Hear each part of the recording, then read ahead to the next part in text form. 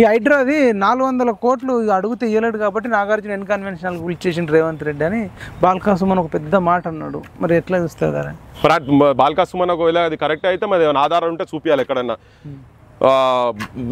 రేవంత్ కానీ రేవంత్ తరఫోలు కానీ ఎవరన్నా పోయి కూర్చొని నాగార్జున తోటి ఎవరైనా కూర్చొని మాట్లాడి ఆ బేరం ఎక్కడైనా జరిగిందేమో అది చూపిస్తే మాకు కూడా తెలుస్తుంది కదా. ఉట్టిగా గాలికి అంటే ఎట్లా 400 కోట్ల రూపాయలు డిమాండ్ చేసింది కాబట్టి కొట్టేసిండు అని చెప్పని అనేది.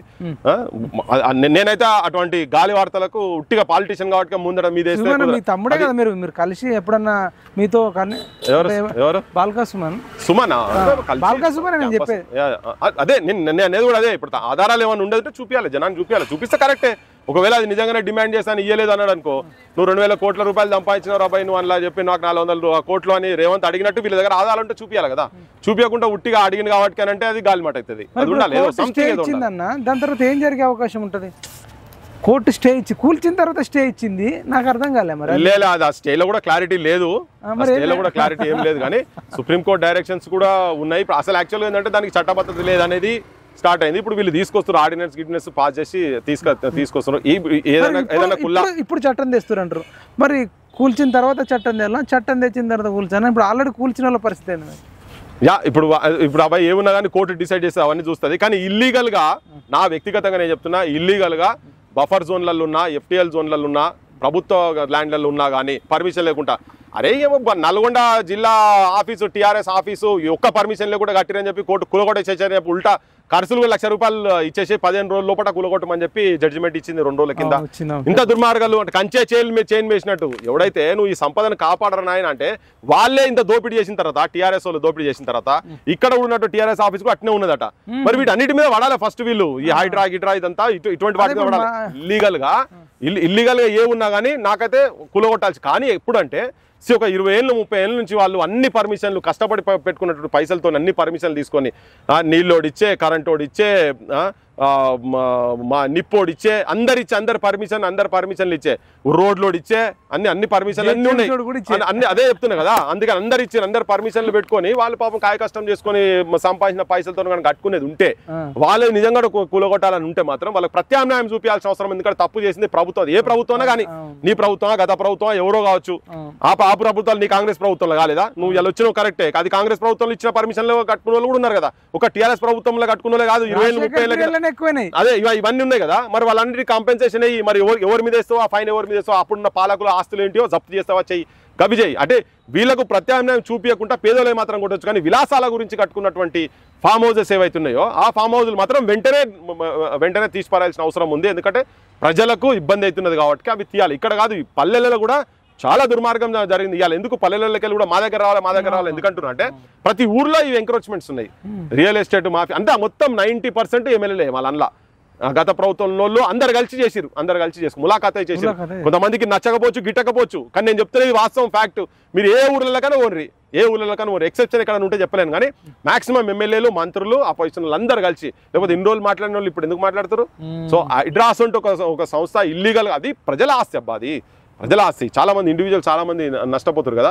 సో ఫస్ట్ ఉన్నోంది ఆధారాలు ఏమైనా ఉంటాయి, ఇవన్నీ ఇటువంటి అభియోగాలు ఉట్టిగా చేసి ఈ టైం వేస్ట్ చేసి మన ఛానల్ ఉన్నాయి కదా అని చెప్పి ఎట్లా పడతారు కాదు. కానీ ఆధారాలు ఉంటే డెఫినెట్ చూపించాలి. చూపించినా బరాబర్ కొట్లాడదాం, సమస్యనే లేదు. అట్లా నువ్వు ఇట్లా అది ఇల్లీగలా కాదా? ఒకవేళ ఇల్లీగలా కాదా? ఆయన మాట్లాడినప్పుడు కౌంటర్ గా మాట్లాడాలి. ఇక అది వాళ్ళని అడగాల్సిన అవసరం ఉంది. కానీ ఇల్లీగలా కాదా అనేది చూడాలి మనం. అది ఇల్లీగలే కదా.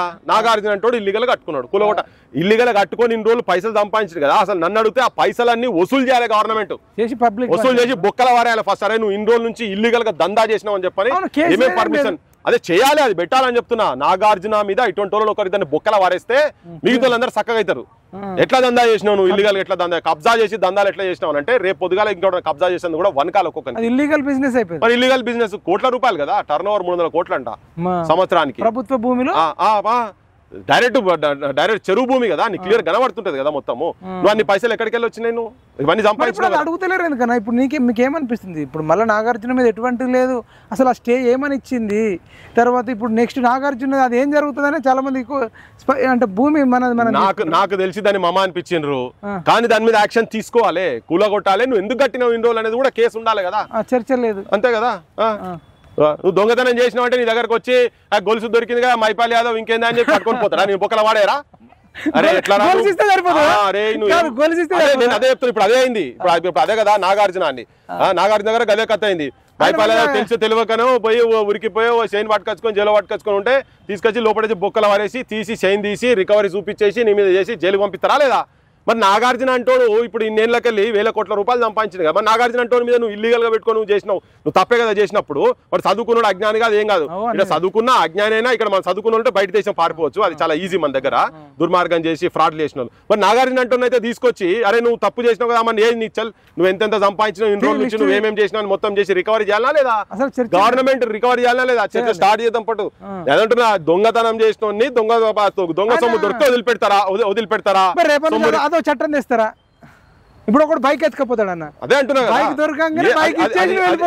ఏదన్నా కానీ దొంగతనం చేసినోడు ఏ చిల్లర దొంగనైనా ట్రైన్ల దొంగతనం చేసినా బస్సుల దొంగతనం చేసినా ఇళ్లలో దొంగతనం చేసినా పాకెట్ ప్లేయర్లు అయినా కానీ బస్సులలో ఉండి జేబులోకి వెళ్ళి పర్సు దొంగతనం చేసినా వాని దగ్గర రికవరీ చేసి బొక్కల వారిస్తురా లేదా అక్కినేని నాగార్జున అనేటోడు ఇల్లీగల్ గా కట్టుకొని పైసలు సంపాదించుకొని ఉట్టి కాదు ఆ దొంగ కేసులో ఆయన తీసుకుపోయి బొక్కల వారాల్సిన అవసరం ఉందా లేదా చెయ్యాలి ఇప్పుడు 10 మందిని చేయరు మీరు రేవంత్ రెడ్డికి చెప్తున్నా ఈ ప్రభుత్వానికి చెప్తున్నాం చేయరు మీరు చేయండి చేసినావు మంచి పని చేసినావు ఎంబడి వాడని ఒక్కొక్కరిని నువ్వు అంటున్నావు ఉంటే చిట్కెలేసి ఉపన్యాసాలు కొట్టుడు కాదు ఎంబడి వాడి ఇటువంటి కొడుకులను మొత్తం ఎవడోడైతే 1000 కోట్లు సంపాదించిండో ఇల్లీగల్ గా ఇటువంటి దందాలు చేసారో వాళ్ళని బొక్కల వారేసి వాళ్ళ ఆస్తులు కూడా జప్తు చేయని అటువంటి చట్టం తీసుకురండి ఇప్పుడు శంషాబాద్ లో మొన్న ఒక దళిత మహిళ ఏదో బంగారం దొంగతనం చేసిందని ఆమెను కొట్టిరు పోలీసు వాళ్ళు తర్వాత అంతకుముందు మరియమ్మను దొంగతనం చేసిందని కొట్టిర్రు అరే చిన్న దానికే కొడుతున్నారు మరి ఇంత పెద్ద ప్రభుత్వ ల్యాండ్లో బిజినెస్ చేసుకున్నాను కొట్టడం తర్వాత ఆయన బిగ్ బాస్ షో చేసుకుంటున్నాడు ఆయనకి ఏమాత్రం గిల్టీ ఫీలింగ్ కూడా లేదు మళ్ళీ ప్రభుత్వానికి తప్పు నా దగ్గర అన్నీ ఉన్నాయని చెప్తున్నాడు ఆయన ఇప్పటిదాకా ఆయన మీద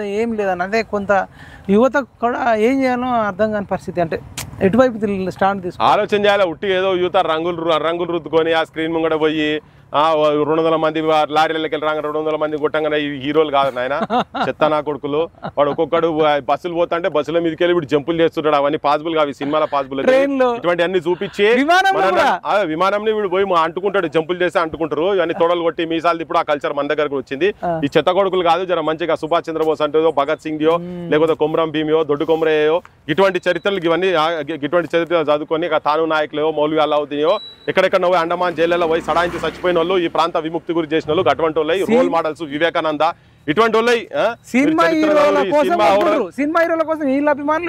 కొట్టుకున్నాడు ఇక్కడ కాదు అమెరికాలో కొట్లాడుకుంటారు అమెరికాలో పోయి వీళ్ళు కాగితాలు ఇసిరేస్తుంటారు ఇంత చదువుకొని ఈడికెళ్ళి ఆడదాకా పోయి వాళ్ళే మనుషులు నాకైతే అర్థం కాదు కానీ ఆడపోయి కూడా పంచాయతీ అమెరికాలో పోయి ఆ సినిమా రిలీజ్ కాగానే వీన్ జులుస్ వాంతి ఉంటది వాన్ జులుస్ విందు ఉంటది ఎదురైతే తిట్టుకున్నాడు వాట్సాప్ లల్లా సినిమాలల్లా ఇదే లొల్లి మొత్తం వాడు చిరంజీవి అభిమాని వాడు బాలకృష్ణ ఇవన్నీ కాదు నాయన ఇక్కడ గురించి ఈ దేశ ఈ ప్రాంత విముక్తి గురించి కొట్లాడినట్టు వాళ్ళ చరిత్రలు తెలుసుకొని ఇంకా చాలా మంది రోల్ మోడల్స్ బొచ్చడం మంది రోల్ మోడల్స్ ఉన్నారు మేడం బికాజీ కామా అసంటోళ్ళు కావచ్చు సరోజిని నాయుడు అసంటోళ్ళు కావచ్చు ఇటువంటి వాళ్ళు చరిత్రలు తెలుసుకొని వాళ్ళ బాటలు నడిచేటువంటి ప్రయత్నం ఎంతో మంది సైంటిస్టు ఐన్స్టైన్ కావచ్చు ఇటువంటి వాళ్ళు చేసుకొని పెద్ద పెద్ద రాజకీయవేత్తలు నెల్సన్ మండేలాలు అటువంటి ఈ చెత్త కొడుకులో ఈ చదువుకుంటూ పోతే సంకనాకపోతుంది మన జీవితము ఇప్పుడు అదే అవుతున్నది మనకేం తెలియలేక ఇటువంటి వెదలను తీసుకొచ్చి పెట్టి ఇలా జనం నుంచే కనుక ఆ ప్రశ్న కనుకుంటే నాగార్జునతోని బొక్కల వారాయాలంటే ఇలా వాళ్ళు కేసులు పెడతారు లేకపోతే పెట్టరు